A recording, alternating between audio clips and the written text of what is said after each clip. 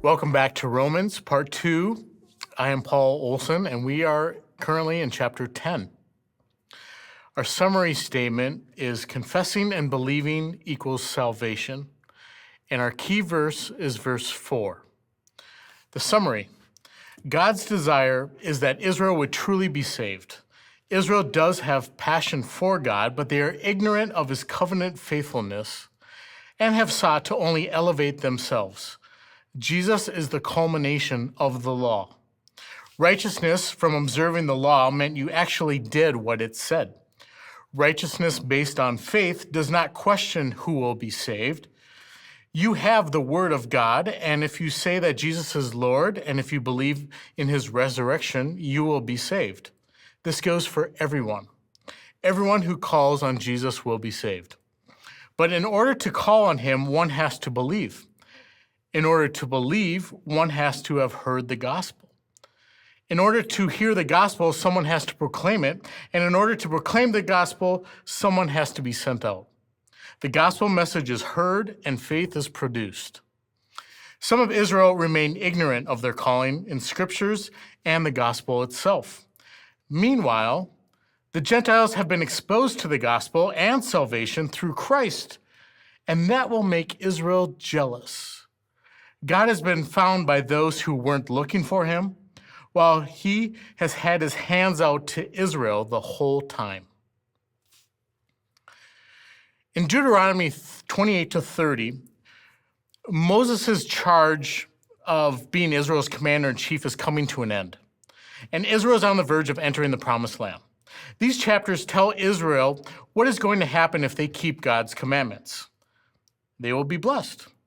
It also tells what is going to happen if they don't keep God's commandments. They will be cursed. Moses predicts their disobedience and their consequences, the worst of which will be that they will lose the land and be driven out into captivity, into exile. That is chapters 28 and 29. But like what we saw in Hosea, a few verses later in Deuteronomy 30, it tells of another outcome. A fresh word of promise.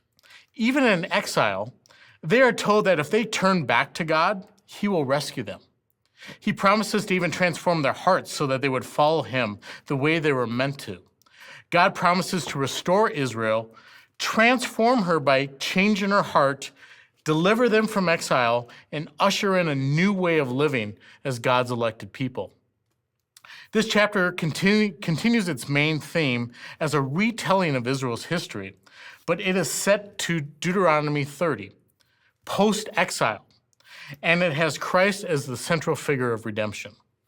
We sit in chapter 9, that chapters 9 to 10 is a retelling of the covenant story of Israel, Israel's many failures. And that's keeping with the Jewish theological storytelling. Israel's stumbling at the end of chapter 9 is expounded by Paul specifically in chapter 10. Saying they stumbled is a generality. The manner or degree of their stumbling is brought into focus.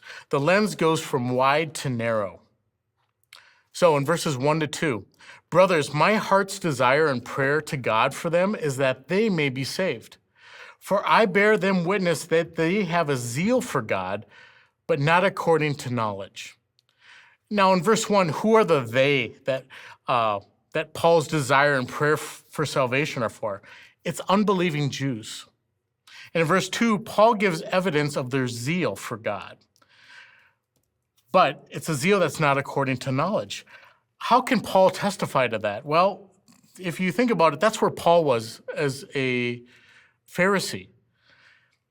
He had zeal without real knowledge looking back. Remember, he was the Pharisee prosecutor. In Philippians 3:6, he talked about how his zeal as the persecutor of the church. And like chapter 7, this is Paul's Christian analysis of a pre-Christian position. Or more appropriately here, it's the non-Christian position that his fellow Jews are currently in. For the Jews, zeal was the highest virtue of religion. It's a combination of love and hate, a love for what is desired, the law or holiness, and a hatred for whatever may threaten it. In verses 3-4, for being ignorant of the righteousness of God and seeking to establish their own, they did not submit to God's righteousness. For Christ is the end of the law for righteousness to everyone who believes. Verse 3,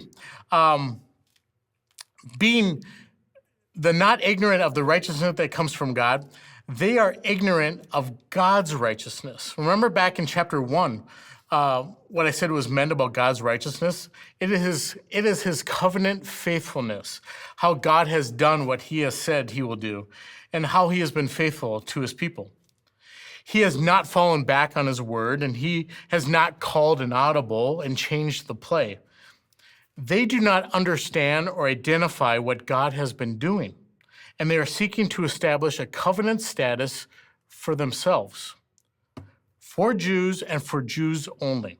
One scholar worded it as grace for one race. And in effect, they are really ignorant of what Paul talked about in chapters 3 and 4 and in chapters 9, what we just saw. They are ethnic Israel, and they are still basking in their national and ethnic boast. In Deuteronomy 9:5, it was said, not because of your righteousness or the uprightness of your heart are you going to possess the land, but because of the wickedness of the nations the Lord your God is driving them out before you, and that he may confirm the word that the Lord swore to your fathers, to Abraham, to Isaac, and to Jacob. It was not because of them.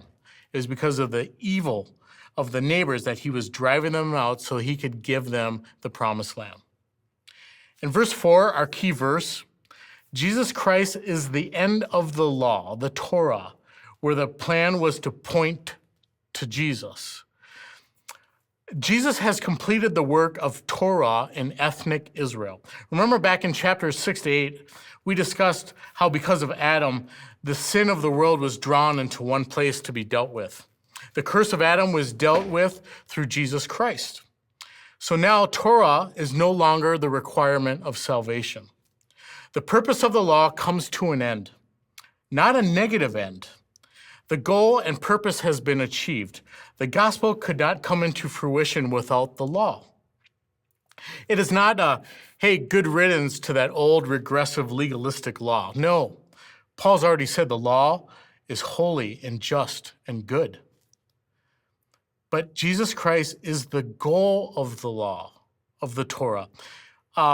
Remember I said in the first series the analogy of the space shuttle. The space shuttle had 2 booster rockets on either side of it. The Old Testament is like those booster rockets because they ignite and they propel the space shuttle to reach the orbit. And once it reached the orbit in the atmosphere, the booster rockets would drop and they'd be jettisoned and they'd fall back to the Earth. But the space shuttle could not get to orbit without those booster rockets. It is of key importance, and they fall to the Earth, they retrieve them, and they use them again to do the same thing, to get to the goal, to get to the end, to get to the final destination, the gospel. In verses 5-13, these verses back up the first few verses. How is Jesus Christ the end of the law? Verse 5, righteousness through the law meant strict observance and obedience. That's what Paul said. In verses 6-7, righteousness by faith won't be a matter of people asking or speculating who does what and who goes where for righteousness. Verses 5-6 are taken from Leviticus and Deuteronomy, respectively, and they're both about the covenant. Do you remember what the covenant was? The covenant was meant to deal with sin and to provide a way for salvation and righteousness. With the gospel, though, there's no need to climb up to heaven to get to God or to get to forgiveness of sins. They don't have to cross the sea to find him. One scholar put it like this: in order to get Jesus, you don't have to go up to heaven because Jesus has already come down to you. You don't have to go down to the depths because Jesus has already been raised from the dead. Now, Paul quotes the text in a slightly different way, but he does it in order to prepare for the interpretation that he wants to give. God and his righteousness will come and find them. God has revealed the way of salvation. We'll see what he means by that coming up. Verses 8 to 9. But what does it say? The word is near you, in your mouth and in your heart. That is the word of faith that we proclaim. Because if you confess with your mouth that Jesus is Lord and believe in your heart that God raised him from the dead, you will be saved. Verse 8, but what does it say? The word is already near you, in your mouth and in your heart. That is the word of faith that we proclaim. We hear John 1 in this with Christ as the word, the Logos. Christ is confessed by your mouth and believed in your hearts. And in verse 9, because if you confess with your mouth that Jesus is Lord and you believe in your heart that God raised him from the dead, you will be saved. And verse 10 is just a rewording of verse 9. In verse 10, for with the heart one believes and is justified, and with the mouth one confesses and is saved. Confesses means to say the same thing or to be in agreement with someone. The person confessing Jesus as Lord in verse 9 agrees with the Father's declaration that Jesus is in fact Savior and Lord. Through Jesus Christ, the efforts of law, observation, and obedience have come to an end. The law is fulfilled through Jesus. Remember his words, I did not come to do away with the law, but to fulfill the law. The law was the Jews' greatest privilege. Twice Paul has said already in Romans that the Jews were entrusted or charged with being the keepers of God's law. Now, however, there is just one thing to do, and they are one and the same, confessing and believing that Jesus is Lord. For the gospel, sometimes those two things may be a little bit difficult to distinguish and separate. But for the rest of Romans, Paul is going to give practical instruction on how these can be lived out for the believer. Verse 11 is a mixture of two passages from Isaiah 28 and 49, which give indications of grace through faith alone, preempting salvation for all, including Gentiles. These are texts of covenant renewal, and we'll see more of them coming up. God's new covenant has come into fruition with the person and the work of Jesus Christ, which is Paul's next point again in verse 12. No distinction between Jew and Greek, for the same Lord is Lord of all, bestowing his riches on all who call on him.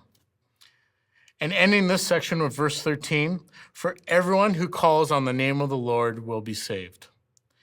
He quotes Joel 2:32 here, and again, it is another passage on covenant renewal.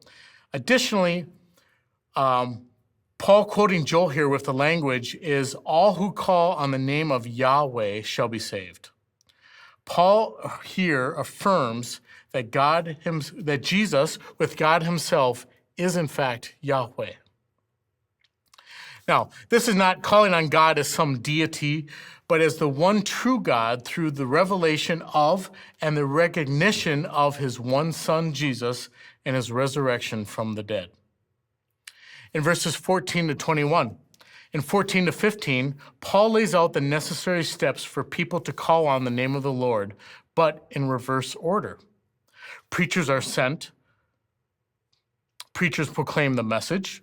People hear the message, and those who hear believe. In verses 16 to 21, Paul suggests that God has already completed the first three steps for Israel. The problem is Israel's failure to believe.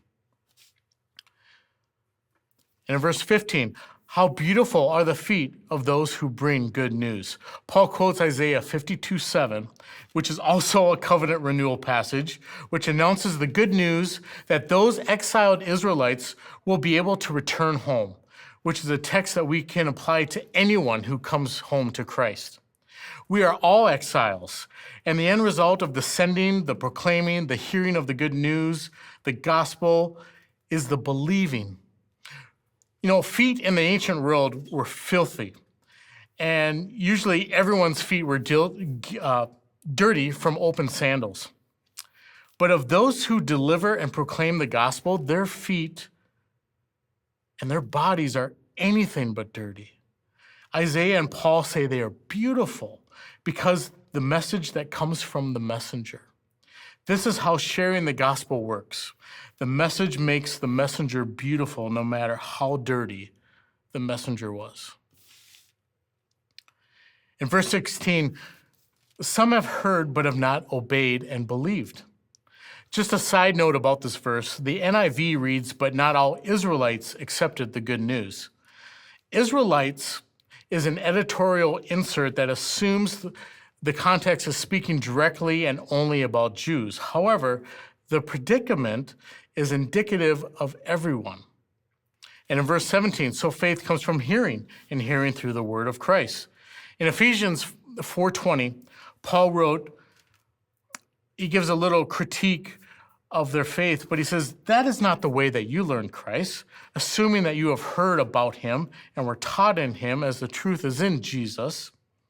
But the fact about this verse is, about is not in the text. So it reads, but that is not the way you learned Christ, assuming that you heard him and were taught in him as the truth is in Jesus. What's Paul doing here? Well, translators insert about to prevent any confusion to the believer, to the readers. The Ephesians did not personally hear Jesus, but they heard him through Paul. That is what he is getting at. That when Paul says, when I preach the word of Christ to you, you are actually hearing Christ's word through me. You know, Augustine once said, when Scripture speaks, God speaks, and that is exactly what Paul is getting at here. Now, what about the Jews that have not heard the gospel? Is that possible? If you think about it, not in Paul's world. In verse 18, Paul knows, like David, that God's revelation of himself had reached the entire earth. He quotes Psalm 19:4 and uses the language of the psalm in describing the widespread availability of the gospel. We saw this in chapter 1. In Colossians 1:23, which is a similar passage, he says, if indeed you continue in the faith, stable and steadfast, not shifting from the hope of the gospel that you heard, which has been proclaimed in all creation under heaven, and of which I, Paul, became a minister. And this is the text that he said in chapter 1. For what can be known about God is plain to them because God has shown it to them. For his invisible attributes, namely his eternal power and divine nature, have been clearly perceived ever since the creation of the world and the things that have been made. So they are without excuse. Here, the gospel of Jesus Christ has been the tune to which the music of the entire Bible and creation has been set to. In verses 19 to 21, Paul uses a couple more Old Testament passages and arrives with an implicit claim that Israel has indeed understood. In 19, but I ask, did Israel not understand? First, Moses says, I will make you jealous of those who are not a nation. With a foolish nation, I will make you angry. Therefore, Moses says that they will be made jealous and angry over another nation that will be accepted in the gospel, the Gentiles. That's verse 19, quoting Deuteronomy 32:21, which says, they have made me jealous with what is no God. They have provoked me to anger with their idols. So I will make them jealous with those who are no people. I will provoke them to anger with a foolish nation. This issue or this idea of jealousy is something that Paul will bring up in the next chapter. In verse 19, Moses contrasted faithless Israel with the Gentiles who will be used to fulfill God's promises. In verse 20, Paul uses Isaiah 65 to also make the same point. This is a rephrasing of what we saw in the last chapter, where the Gentiles did not pursue righteousness and attain it, while Israel did not succeed in reaching the intent of the law. And in verse 20, then Isaiah is so bold as to say, I have been found by those who did not seek me. I have shown myself to those who did not ask for me. The last verse 21, quoted from yet another covenant renewal text in Isaiah, we get a glimpse as to something that is repeated throughout the next chapter. Despite his disobedient and contrary people, God still mercifully and graciously extends out his hands to them. These two adjectives describing Israel are usually translated disobedient and contrary. But the word for disobedient deals more with unbelief than obedience. It means not to allow oneself to be persuaded or to refuse to believe. The word for contrary means to speak against or to contradict. So they are an unbelieving people who speak against their God, which is a fair assessment, if you think about it, of the people described in chapter 1, which is the condition of all of us. Isaiah prophetically calls them out for what they are and what they continue to be. So, as throughout her history, even for the gospel, Israel did not believe God and spoke against his word. So Israel's stumbling doesn't appear to be fatal, but read chapter 11 and we'll see what God does with his disobedient and contrary people.